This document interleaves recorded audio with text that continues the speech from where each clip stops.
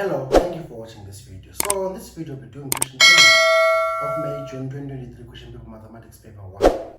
And these are cubic functions. So I'll read question 8 statement, then answer the questions that follow.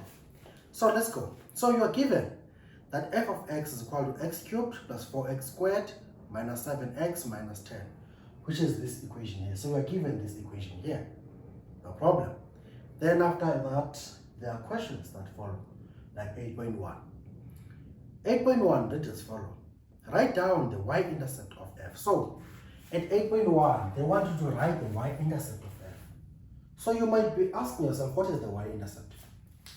So let me just do this. Let's say you want to draw some function, right? You draw your Cartesian plane first. It's going towards positive infinity from negative infinity. If you draw one like this, it's going to positive infinity, the x-axis, from negative infinity, of course. So these are called your what? Your y-axis. Some people call this line, this vertical line here, this vertical line here is called the y-axis. Some people call it the line x equal to 0. This horizontal line here is called the x-axis. Some people call it line y is equal to 0. This line, because along this line, y is 0. Along this vertical line, x is 0. Because you know that if on your x-axis, this side is positive, and this side, your x values this side are negative. Right? So here, your x is 0. So anywhere along this line, your x will be 0. Similar thing, your y is positive up here, negative below here. Here, your y is 0. So anywhere along that line, your y is 0. So if you're talking about your x-axis, right? Sorry, you're talking about your y-intercept. Let's say I draw a straight line here. Here's a straight line. The straight line, cast the x-axis there and cast the y-axis there. Where it casts the y-axis, that is called the y-intercept. It's where it intercepts the y-axis, y-intercept. This one, it intercepts the x-axis there. So this is the x-intercept. This is what we mean about x-intercept and y-intercept. Where your graph casts the y-axis, if it's the y-intercept, and where your graph casts the x-axis, if it's the x-intercept. That's what we mean. No problem. So here, they want you to write down the y-intercept. That's what they want. They want the y-intercept. The y-intercept. So they want to find where is your cubic function, which is that cast the y-axis. Let's say our cubic function looks like this, right? They want to find the value where your cubic function casts the y-axis. That y value over there. But if we want this y value here, we already know x along this line. Because we said this side x is positive, this side x is negative, and this side x is positive.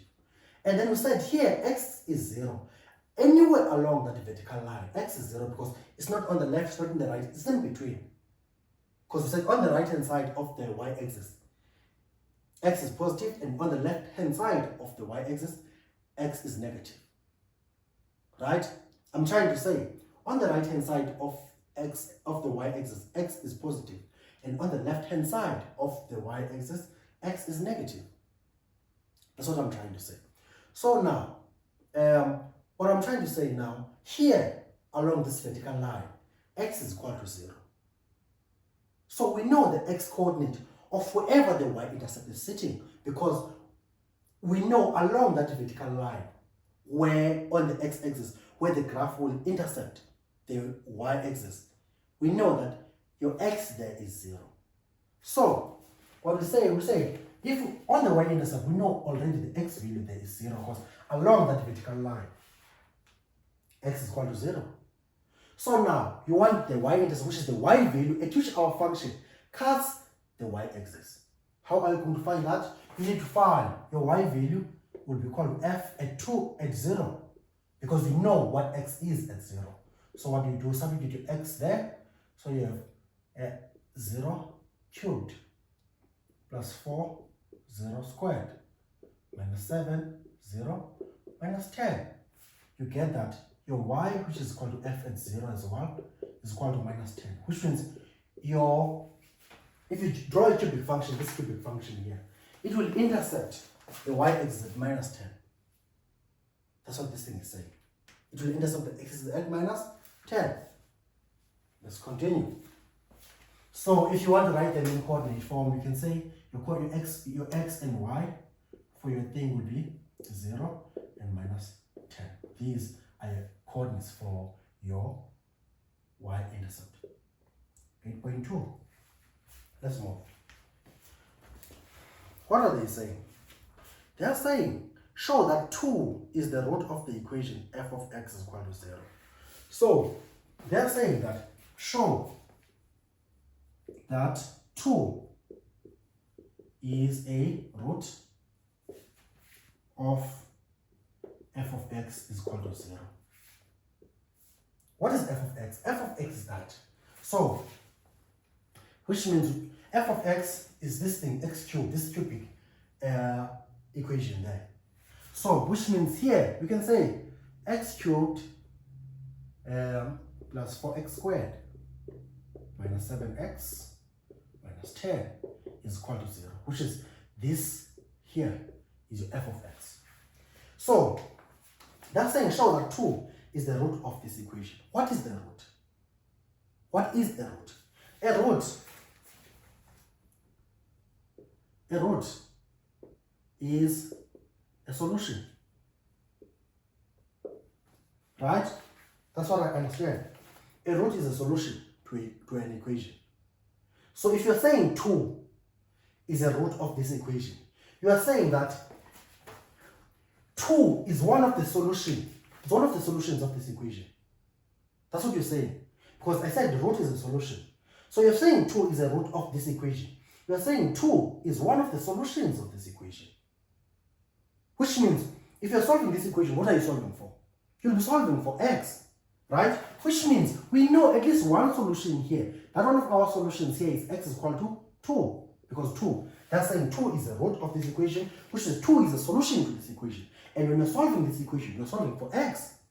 So x is equal to 2 is a solution to the equation, which is this thing is saying x equal to 2 is a solution of your equation. That's what I understand. And as you might know, when you're solving equations on question 1, you can solve an equation and go test that solution if that solution is correct, right? By substituting that solution into an equation and see if the left-hand side of the equation will equal to the right-hand side of the equation. And you normally say that if it happens that you substitute a number, your solution, and your left-hand side is equal to the right-hand side, you normally say your solution is correct. But now if the left-hand side and the right-hand side are not equal, then you normally say that solution might be incorrect or is incorrect, right?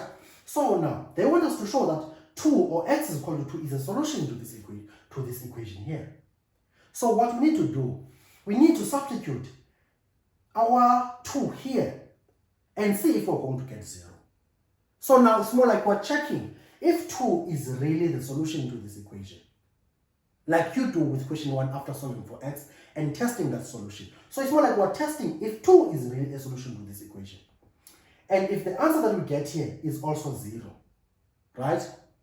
If the answer that we get when we substitute 2 here, and 2 there, and punch the entire thing and get 0, that would mean that 2 is indeed a solution to this equation, which is 2 is a root of this equation, which is f of x equal to 0.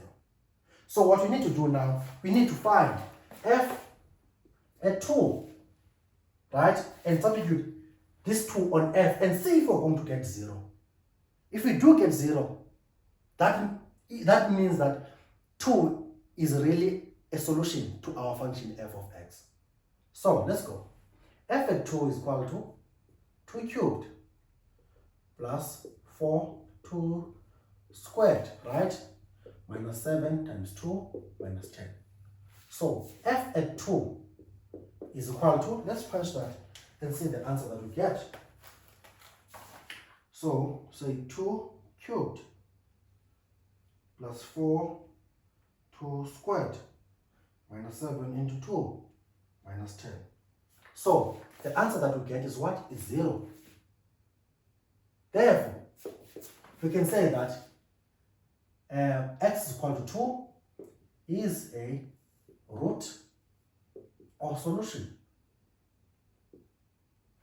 to your f of x is equal to 0. Because we just found that f of 2 is also 0, which means it is a solution to that equation. And we should be done with this one. So we move to 8.3. What are they saying at 8.3? They are saying now, hence factorize f of x completely. So they want us to factorize f of x is equal to f of x completely. They want us to factorize f of x. Right? This is what they want us to do. They want us to factorize that. Right? So we already have a factor, which is 2 already. One of the factors is what? Is 2. Right? So, what do we do? In a case like this, one would use synthetic division and one would use long division. I don't like long division. I like synthetic division because it's much easier to understand. So I'll use synthetic division to factorize that thing over there. So what do? So for our synthetic division, we only take the coefficients, actually only the numbers, these numbers over here. Right? Let's take them. What is the first one? The first one is 1. The second one is 4. The third one is minus 7. The fourth one is minus 10. Then after doing this, we draw a line below them. After drawing a line, we draw a box at the very end of this thing. On that box, what do we put? We put our factor that we know, which is what? Which is 2. Put that factor there, which is 2. Or that root that you know, which is 2. Put a 2 here. Then what do? You always put a 0 here. Then you say this plus this is 1. You add this. Then whatever the answer that you get, you multiply by 2. This times 2 is 2. Put it here. Then say 4 plus 2 is 6. Whatever that you get, you multiply by 2. 2 times this is 12. Put it 12 here. Negative 7 plus 12. That is what? That is 5. Whatever that you get, you multiply by 2 is 10. Then when you add this, they give you 0. So this final answer should always be 0. If it's not 0, which means something is wrong. Right? No problem. So, now, you can say now, your f of x is equal to, from your solution, you have x minus 2 times what? Times this, which is 1 x squared plus 6x plus 5. No problem. So what do? So you can factorize that further. So your f as a function of x is equal to x minus 2 times these two brackets over here. So I'll put x here, I'll put x here, I'll put 5 and put 1, put plus and put plus. So now your f of x is factorized completely, I would hope. So we're done with 8.3. Now we're going to 8.4. I'll clean that side of the board. We might need to use it. 8.4.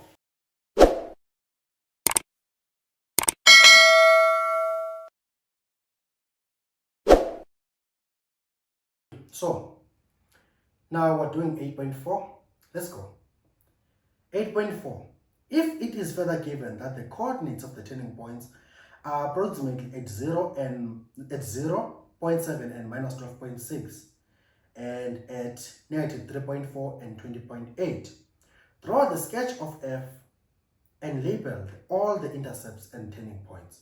So, we're given the turning points.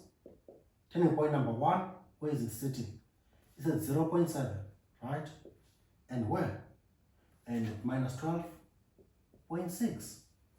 The turning point number 2, where is it sitting? It's sitting at minus 3.4 and 20.8. This is the second turning point, this one, yeah. Then, what are they saying now? So they want us to show the turning points which are given and the intercepts. So we already have the y-intercept. We're asked to find from the beginning. Its coordinates were 0 and minus 10. What do we need now? We only need the x-intercept at this point. So when a function is intercepting the x-axis, I say that that line is also the line y is equal to 0. So which means you equate this thing to 0 or this thing to 0. So your f of x is equal to 0. What is your f of x? Your f of x is x minus 2, right? X plus 1 and x plus 5 is equal to 0. So your x is equal to 2, your x is equal to minus 1, or your x is equal to minus 5. So the coordinates for the intercepts are where? I2 and 0, right? Minus 1 and 0, and at minus 5 and 0. This is where your coordinates for your x-intercept are sitting. The only thing that we'll have to do is to plot the function. So let's plot the thing. So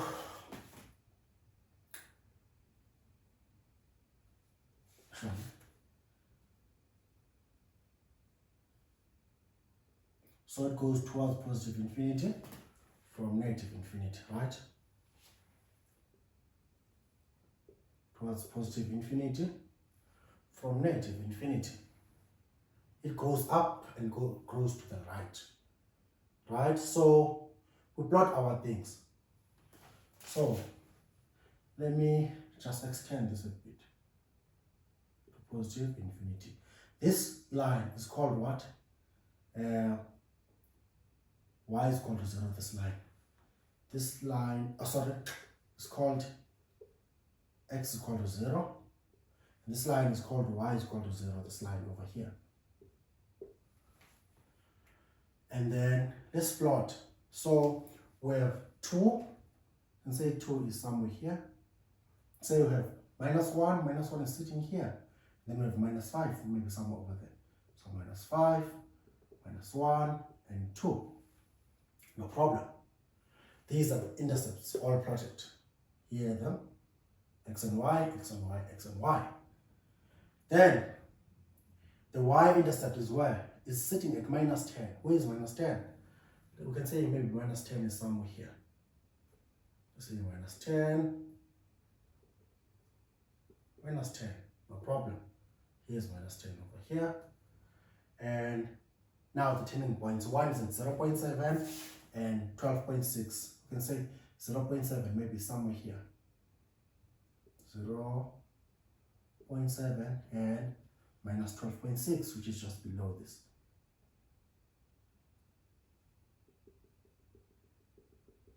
We put this point here and say we have minus 12.6 here. So we can put the point here. Then another turning point is at minus 3.4, which we can put somewhere here, minus 3.4 and 20.8, which is put 20.8 somewhere there. 20.8.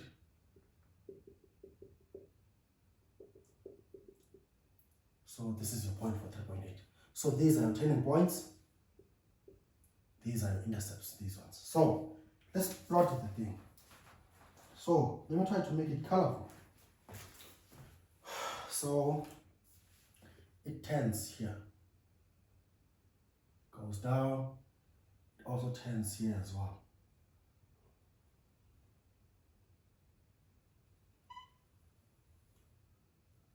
Right?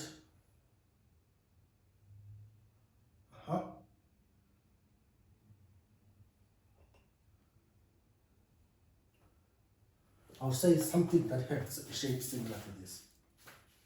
So this is your x-intercepts. These are turning points. And this is your shape. So this is your function, according to me at least. I think it should look something like this. So I'll clean the board and conclude with 8.5. Okay, so now I'm done cleaning the board. Here's your function, f. Let's label it. It is f.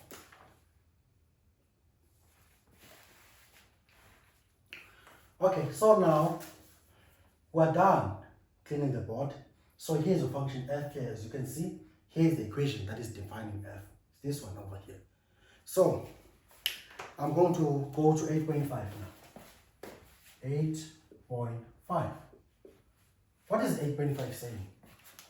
They're asking you to use your graph to determine the values of x for which f prime at x is less than 0. So they want you to find the values of x for which f prime at x is less than 0. Right? So, what does f prime tell you? F prime, which means if I speak about f prime at x, it gives you the gradient at a point x. So f prime at x gives you a gradient at a point x. No problem. It gives you the gradient at a point x. So now they want you to find your function for f prime at x is less than 0. Which means, what does f prime mean? It tells you the gradient at a point. If you say f prime is less than 0, which means the gradient is negative. That's what they are saying. They are saying the gradient is negative.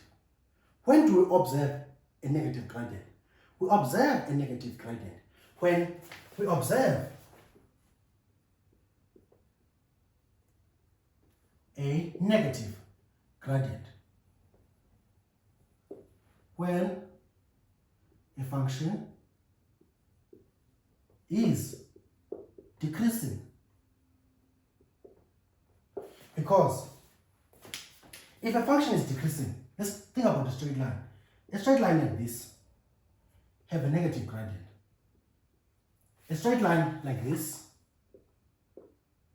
have a positive gradient. That's what we know, right?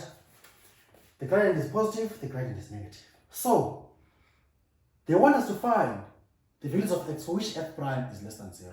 And we know f prime tells us about the gradient at a point x. So we want the gradient, we want the values of x where your gradient is less than 0, which is where your gradient is negative. And we observe this negative gradient when what? When our function is decreasing, which means it has a shape like this, because if a function has a shape like this, it's decreasing. If a function has a shape like this, that function is increasing. So, now, since you know now that f prime at x less than 0 means the gradient is negative, and it means the function is decreasing. Look for the values of x for which your function is decreasing there, which is where it has a shape like this one. This shape is this shape that is between this point and that point. Because look, this function here, you can see it here, it's going down. Because how do you observe the decreasingness or increasingness of the function? You must move your hand to the right, and see how the function behaves. Because look, if you are maybe here, and you move to this direction, your function is increasing. When you're here, it's at the turning point. If you continue increasing, your function now is going down. Continue increasing, the function is still going down as well. After this point, you go to that direction, your function is okay. I think I said something wrong there. Let me repeat this. So, between this point, you can see this function is decreasing here. As you can see, the shape is similar to this one. Right? This function is decreasing here. So what are the x values? The x values at this point is turning stationary there. It's not decreasing, it's not increasing. It's a turning point, it's not decreasing, not increasing there. Because we know at the turning point the gradient is 0. Right? But we want it where it is less than 0. Where the gradient is less than 0. So the gradient is less than 0 between this point and that point there. These are the x values between this one and that one. This is where the function is less than 0. So between these two x values, because we can see the function is decreasing from there all the way to that before the turning point there. Right? Where are the corresponding x values? The corresponding x values are the x values in between, to which that decreasingness is defined. So when we write it, we'll say our function is decreasing for x is an element of negative 3.4 to 0.7. This is where your function is decreasing. Or one will say for x is greater than minus 3.4 but less than 0.7. That's why your function is decreasing. It's decreasing there. This is the same thing. That this is 0.7. This. Let me write it. 0.7. These are the values of x for which your function is decreasing. It's decreasing there. Because that interval, here is the interval. The brackets are round because the endpoints are not included. Because at the endpoint, the function is stationary. Right? Those are the turning points. So you can't say it's increasing or decreasing there. Stationary, chilling. No problem. So we move. So this was 8.5.1. Now we're moving to 8.5.2. What are they saying? They are saying now at 8.5.2, use your graph to determine the values of x for which the gradient will be a minimum. Right? They wanted to find the values of x for which the gradient will be a minimum. So, you want your gradient to be minimum. So you want to find the values of x such that your gradient is a minimum. So what gives us a gradient? What tells us about our gradient? We said f prime is a gradient at a point. That's what I said in this question. F prime is a gradient at a point. So you want f prime to be minimum. Which means you want your f prime to be minimum. You want the value of x where your f prime is minimum. How do you do that? There are many ways you can approach this. One way, you can say, okay, I know that f of x is my cubic function, right? F prime at x give me a gradient at a point. So this is a cubic function here. So if I derive f to get f prime, this gives me a gradient at a point. So what is this? I call this the gradient function. That's what I would do, at least. Gradient function. So you know that if you derive a cubic function, which is derive this, f prime will look like this. F prime at x will look at 3x squared, right? Plus 8x minus 7. This is how your f prime, your gradient function, which is this, will look like. It will look like this. So your gradient function there is a what? It is a parabola, right? So you want the minimum of that parabola. And because this parabola of yours is positive, it has a shape like this. because your gradient function is positive, right? So it has a shape like this. And it makes sense for it to have the lowest gradient, because when you're plotting it, when you're plotting that f prime, you're plotting the gradient function. And you want the value of x that will give you the lowest gradient. So the value of x that will give you the lowest gradient will be the turning point of this function here. How do you find the turning point of this function? You say x coordinate of the turning point of that function, coordinate b over 2a, which is what? Negative b. What is your b? It's 8 over 2 times a, which is 3. So your function, your x coordinate of the turning point is minus 4 over 3. That's the x coordinate of the turning point. Right? That's the x coordinate of the turning point. Or another way, you can find the x-intercepts of those things. Right? Because to find the x coordinate of the turning point of this, you sometimes say x coordinate of the turning point is called x-intercept 1 plus x-intercept 2 all over 2. Right? But when you plot your function, cubic, you derive it. Okay, to find the turning point, what do? You derive the function, and then you get this. And then you say, at the turning points, which are these points here, you know that the gradient is what? Is 0 there. And at this one, the gradient is what? Is 0. That's what you always say. You say, if you want the coordinates of the turning point, the x coordinates of the turning point, you first derive and get this. And say, this gives me the gradient at a point. Right? No problem. Now that you know your gradient at a point, you know that at the point that you want, the point where the turning points are, which is the x coordinate of this point, where the x coordinate of this point, okay. So once you get your derivative, right, you know that this derivative gives you the gradient at a point. But you know what the gradient is at that point. Your gradient is what? Your gradient is 0 at that point. It's the same as that. So what do? You always equate your f prime at x to 0 and solve for x. Because once you derive this, when you want your turning points, you always say that your derivative, whatever that is, can equate it to 0 and solve for x. And then what you get there are the x coordinates of the turning point, right? Which you have there, the x coordinate of the turning point, to minus 3.4 and 0.7. So you have the x coordinate of the turning point for your cubic function. Which are the x-intercepts for your gradient function? So what you can do, you can also say that it will be minus 3.4 plus 0.7 all divided by 2. And then what is the answer? Let me punch that and see what we get. So minus 3.4 plus 0.7 divided by 2.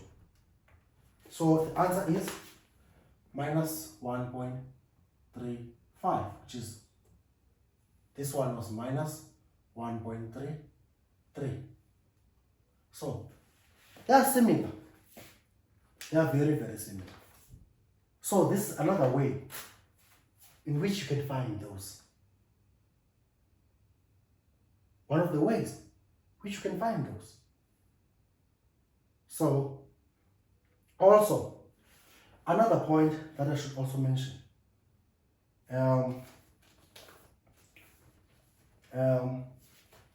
This, another way you can find this. Actually, there's no need. So I will stop here and then I will move to the next question, which is 8.5.3. 8.5.3. Which is this. So what are they saying at 8.5.3?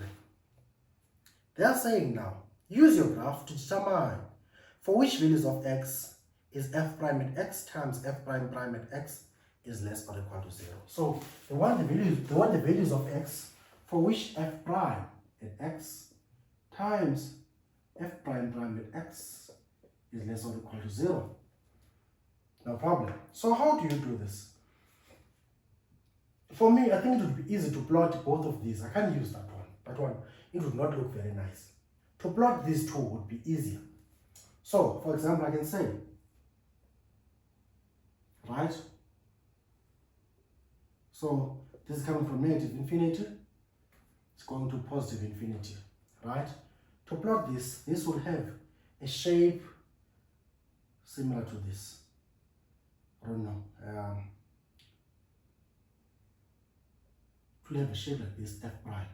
And you know it's 3 minus 3.4 here, and there is 0.7. The x-coordinate of the turning point, we discover that it's minus 1.33 or minus 1.35. Minus 1.35, whatever that you use. Right? Also, I think let's stick to this one, because here they say we should use the graph. So I'll say this is a more appropriate solution, this one that we have here. So let's stick to this one, even though this one is correct, but because they wanted us to use the graph. So this is the value that is on the graph, not that one over there. But yeah, let's go. So this is how our function looks like. This is our f prime, right? Now, if we derive this f prime here, this is f prime, right? This one here. If we derive it, f prime prime will be equal to what? It will be equal to 6x plus 8. So it's a straight line. So the second, if you plot now this function here, it's a straight line and have the x-intercept there. So it looks like this. So these are the two functions. So this is your f prime prime. So what do we do? So they want our product to be less or equal to 0, which means at least we must at least have at least one of them should be 0, right? And or okay. So you're looking, if you are looking for the product of these to be less or equal to 0, which means non-positive, right? You want the product of these two to be non-positive. So to observe this, at least one of them should be 0 at some point, or one is negative and the other is positive. So for example, look here, f here is positive all the way, and then it's 0 there. F is negative all the way, or actually f is negative on that interval.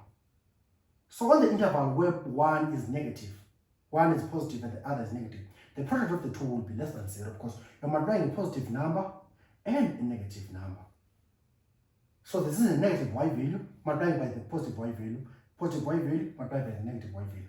So on this interval here, which is here, up to this point, the product of these two functions will be less than 0 on this interval, which is from negative infinity up to, actually, the product will be less or equal to 0 from negative infinity to that. So on the interval negative infinity to minus 3.4, your product will be less than 0, less or equal to 0. But look here, both of them are negative here. So if you multiply these, both of them here, the answer will be positive, which is what you don't want. And they continue to be negative both until this one is 0 here. But look, it becomes 0 and become positive and become positive. Becomes 0 and becomes positive. Right? Yeah, actually. Become positive all the way. So since this one is positive, go and look for negative y values of the other one so that the product is still less than 0. So look here. Here, I said both of them you were negative. So the answer that the product that you got was going to be greater or equal to 0, which is not what you want. You want less or equal to 0. But here, look, this one is positive and this one is negative here. And it becomes 0 here. So if you take the product between on this interval here, which is this interval, your product will be less or equal to 0, because you can see one was positive and the other was negative. At some point this one was 0 and that one was 0. So for these intervals, this one and 0 and minus 1.35, 0.7. To 0.7. The product of our function, of the product of f prime and f prime prime was non-positive. So to write it in a formal way, I'll say our 8.5.3 answer is what I'm going to write here. I'll say for the product of gradient function and the concavity function to be less or equal to 0, your x values should be from minus infinity to where? To minus 3.4 included. Together with what? Together with minus 1.35 to 0.7. Done. This is where the product of the gradient function and the concavity function will be non-positive. I think this is all this question here. And I hope it does make sense to you, as it does to me. If you managed to get to this point of the video, I hope you did find it helpful. And if you did, feel free to let us know in the comment section, like the video, and perhaps subscribe for similar content if you like it. If you don't, thank you for watching. Cheers.